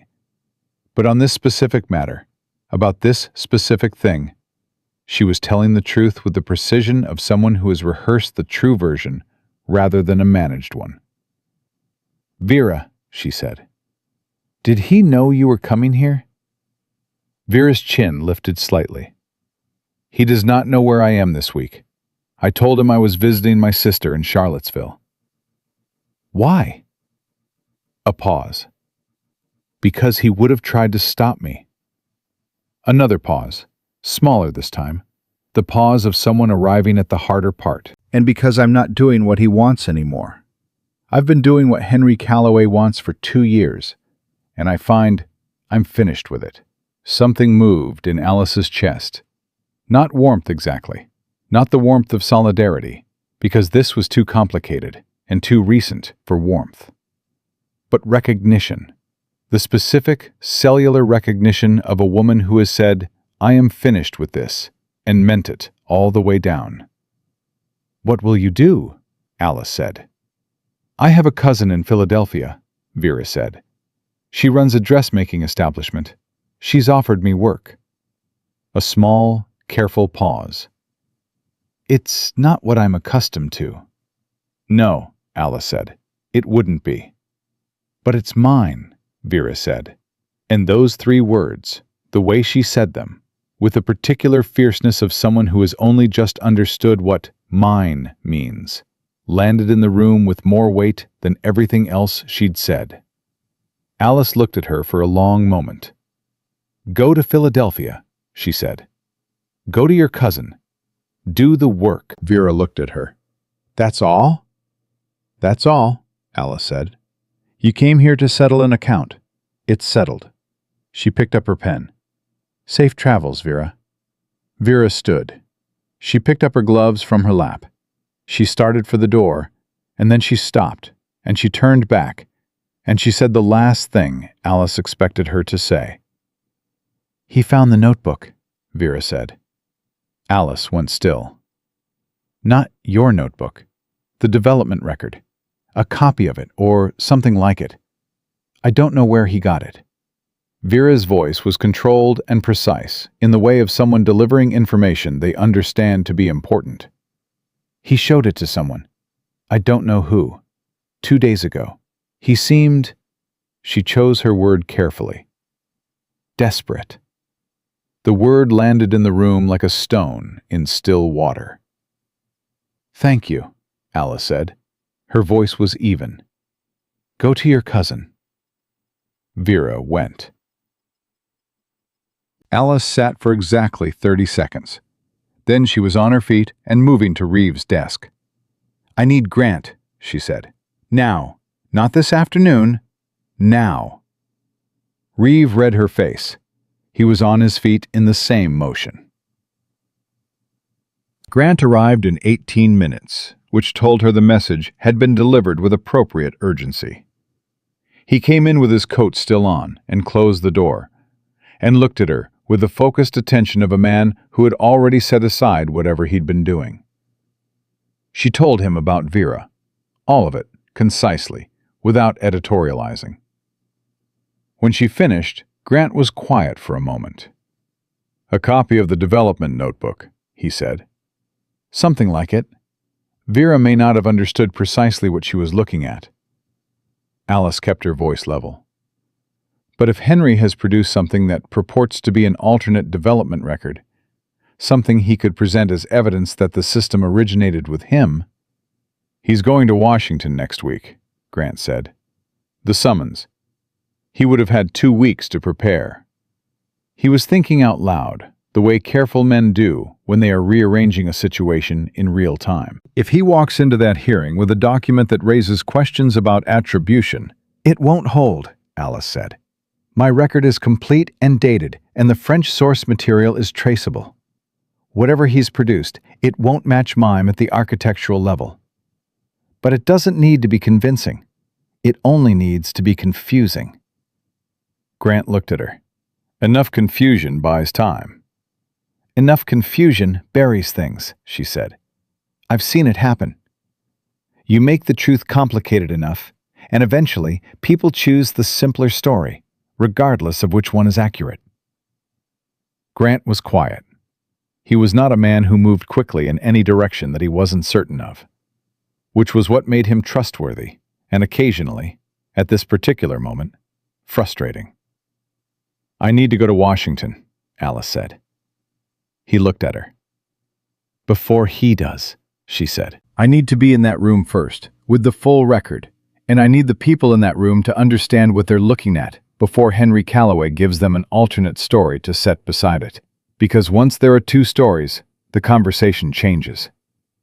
Grant picked up his coat lapel and set it back down. A gesture she had learned, in 4 weeks, was what he did when he had made a decision and was organizing its execution. I'll arrange transport for tomorrow morning, he said. I'll ride ahead tonight. He looked at her steadily. Can you be ready? I've been ready for 7 years, she said. Washington was a city that was still deciding what it wanted to be. She had never been there. She had read about it extensively because she read about everything she had not seen, building maps in her mind to substitute for the ones she lacked. A habit that had begun in childhood and had served her well in a life where she was frequently required to navigate spaces she had not been given the opportunity to see in advance. The War Department building was not the largest thing on the street, which surprised her. She had expected more architectural confidence from a building that housed decisions of that scale. But she had learned that the buildings which held the most consequential work were frequently the most modest-looking, as though power, at a certain level, no longer required visible demonstration. Grant had arranged an introduction through a contact whose name she was given and memorized and set aside. The man they met was Deputy Adjutant Marcus Webb, who was 50, precise, and had the particular quality of having seen a great deal and allowed very little of it to show on his face. He received them in a plain room with a plain table and the organized surfaces of a man who did not tolerate disorder. Mrs. Thornton, he said, I've read Grant's letter. Then you understand why I'm here before the hearing, she said. I understand the claim, he said. Understanding the claim and verifying it are different exercises. Yes, she said, which is why I brought the verification. She opened the satchel. What she put on the table was the complete record, the development notebook, the original cipher, the French military text with her adaptation notations, the 2 pages she had given Marsh on the first day, and Whitmore's letter, the one she carried in the inside pocket of her coat and had copied out in her own hand the night before. Webb looked at what was on the table. Then he looked at Grant. Then he looked back at Alice. Walk me through it, he said. She walked him through it. She had done this now enough times that the architecture of the explanation was as familiar as the architecture of the cipher itself. She knew where the significant moments were, where the questions would come, where the evidence needed to speak for itself without interpretation, and where it needed precise guidance. Webb listened. He asked 4 questions. They were good questions, the questions of a man who understood the subject well enough to probe its edges, which meant he had done his own preparation, which meant Grant's letter had been taken seriously. When she finished, Webb sat back. Calloway arrives Thursday, he said. It was Tuesday. He has filed a request to present documentation at the hearing. I expected that, she said. The documentation he's filed, I can show you the cover sheet, not the content. He produced a single page. She looked at it. He describes it as a personal development record, original notes toward the cipher system. It won't match mine, she said. Not at the technical level. Whatever he has produced, it will not account for the decisions in the 3rd stage, because those decisions came out of my reading of the French text, and Henry does not read French. He will not have that reasoning in his record, because he did not have that reasoning. The record will be comprehensive in all the wrong places, and silent in all the right ones. Webb looked at her steadily.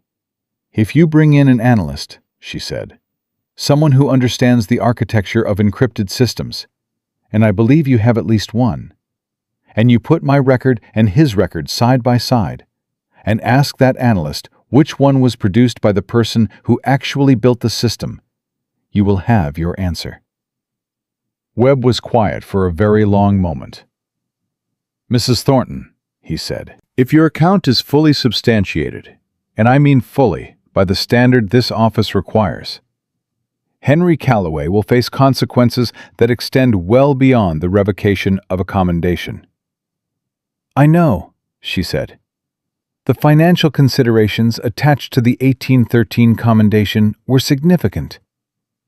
I know that too. His commission, his standing.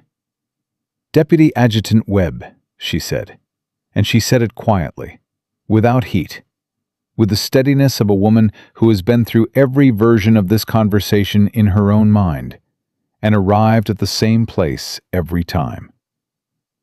I did not come here to destroy Henry Calloway. I came here because the truth has a name on it, and the name is mine, and I intend to have it back. What the truth does to Henry Calloway is the consequence of what Henry Calloway did.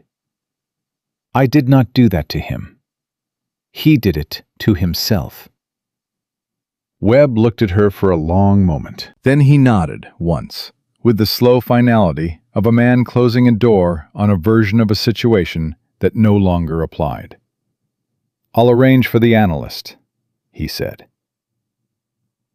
The analyst was a small, spare man named Dr. Oliver Crane, who wore the expression of someone perpetually mildly surprised that the world was as imprecise as it generally turned out to be. He arrived at Webb's office on Wednesday morning and sat across from Alice's documentation for 3 hours without speaking to anyone in the room, except to occasionally murmur something to himself that might have been a question, or might have been the answer to one. At the end of 3 hours, he looked up. The system, he said to Webb, was designed by someone with an exceptional command of layered substitution methodology, informed by a very specific school of European cryptographic theory. He tapped Alice's development notebook. This record reflects that process in its entirety, including the missteps and corrections that characterize genuine, original development. A fabricated record does not include missteps, because a fabricator doesn't know where the missteps were. He paused. The other record. He said it neutrally, without drama. The other record is comprehensive and internally consistent, and has no missteps whatsoever. It reads as though the system arrived fully formed. He looked at Alice. That is not how systems like this are built. The room was quiet. Thank you, Dr. Crane, Webb said. Crane gathered his papers with the focused efficiency of a man who is already thinking about his next problem. At the door, he stopped. He looked back at Alice. The third stage, he said, the adaptation from the French methodology. It's the most elegant part of the system. I've been working in this field for 20 years, and I would not have made that particular connection. A pause. Whoever made it is exceptionally good at this. He left. Alice sat with that for a moment, quietly, in the way you sit with something you have needed to hear for a very long time. The hearing was on Thursday. She was not in the room when Henry walked in. She did not need to be in the room. She had done her work, set her record down where it needed to be, spoken to the people who needed to hear it. The room would do the rest. She sat in the corridor outside, and she waited. And she thought about the night she had stood at the door of Henry's study, with her hand on the surface of the mahogany desk, taking one breath before she turned and walked away. She had known, in that moment, that she was not just leaving a house. She was choosing a direction that could not be reversed, placing her whole weight on a calculation she had made alone, in the dark, without anyone to verify her arithmetic. She had been correct, not because she was lucky, because she had been precise. The door opened at 11:43. Grant came out first, then Webb, and behind Webb, a man she had not seen before, who had the look of someone in the process of a significant rearrangement of his understanding of a situation. Grant looked at her and gave the single, small nod of a man confirming a result. She stood. Henry came out last. She had not planned for the moment. She had not staged it, not rehearsed it, not constructed any expectation of what it would feel like to see him in a corridor in Washington with the wreckage of 7 years of false attribution settling around him. He looked older, not by years, by the specific, acute aging that comes from having a thing you believed solid turn out to be empty. He saw her. He stopped. The corridor held very still. "Alice," he said. His voice had a quality she had never heard in it. Not anger, not the controlled displeasure he had always wielded like a well-maintained tool. Something thinner, something that had been maintained at high pressure for a long time and was no longer holding. "Henry," she said. He looked at her for a long moment. The man she had shared a table with for 7 years. The man she had handed her work to across that table, morning after morning. The man who had taken it and presented it and built his name on it, and never once looked back to check what he had left behind. "You could have come to me," he said. "Whatever you needed, whatever you felt was lacking. Henry."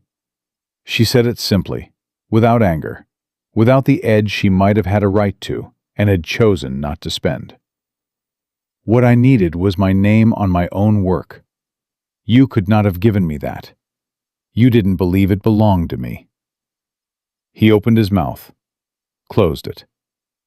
"You still don't," she said. "I can see it, even now. You're standing here with the record on the table in that room, and you still don't fully believe that I built it." She looked at him with the level, patient clarity she had carried with her through every mile of the road from Albemarle County to this corridor. "That's the thing I couldn't stay for. Not the mistress, not Fredericksburg, not any of the rest of it. I couldn't stay in a life where the person who shared it with me looked at everything I produced and could not see me." Henry was quiet for a moment. Then, with the particular quietness of a man who has run out of the language he usually relies on, "What happens now?" "The dissolution proceeds," she said. "The attribution is corrected. You return to Albemarle County and manage what remains." She paused. "I go back to Ashburn and do my work." He looked at her for one long, final moment, and in that moment, she saw it. She could not miss it. Something moved in his face that was not the managed performance of a man who controlled rooms. Something smaller than that, and more honest. The look of a man who has arrived, too late, at the understanding of what he had. "I did not—" He stopped. "I never intended—" "I know," she said. And she did know. Intent had never been the problem. Intention was the easier charge to answer. What Henry had done, he had done without intention, which was in some ways worse.